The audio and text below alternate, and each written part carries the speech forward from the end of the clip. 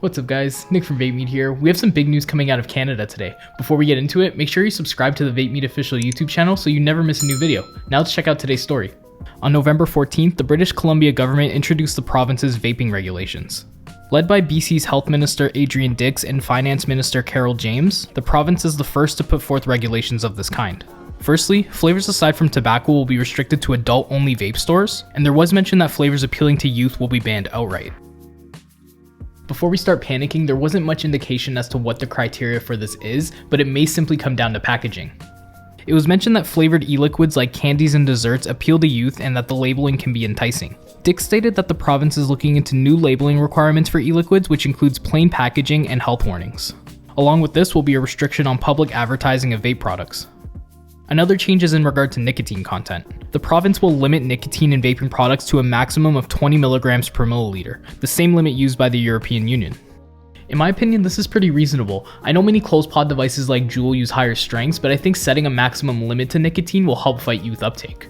There's evidence that teens care less about flavors, and what reels them in is the head rush products with the high concentration of nicotine provide. Finally, and possibly the biggest change, is a tax increase on vape products. The raise increases the provincial sales tax on vape products from 7% to 20%. There was no indication if this was in regard to vape products as a whole or just those that contain nicotine, so we will have to wait to get more details on this. This jump also led to a raise in tax on tobacco products. The 2-cent raise adds up to a total tax of 29.5 cents per cigarette. This vape tax, which is the first of its kind in the country, will be effective on January 1st, 2020, and is expected to generate around $10 million per year in revenue for the province. Speaking on the increase, Finance Minister Carol James said, "Yes, it is a big tax jump and one that really signifies the urgency of this problem. We know that youth are particularly price sensitive, so when you make a product more expensive and harder to access, use will decline."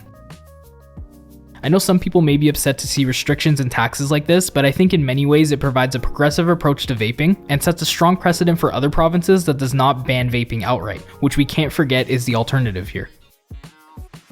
In many ways, this can be seen as a win for everyone. Do you think Canada's on the right track? Let me know in the comments below. If you enjoyed this video, make sure you like and share. Thanks for watching, and as always, I'm Nick from VapeMeet. We'll see you next time.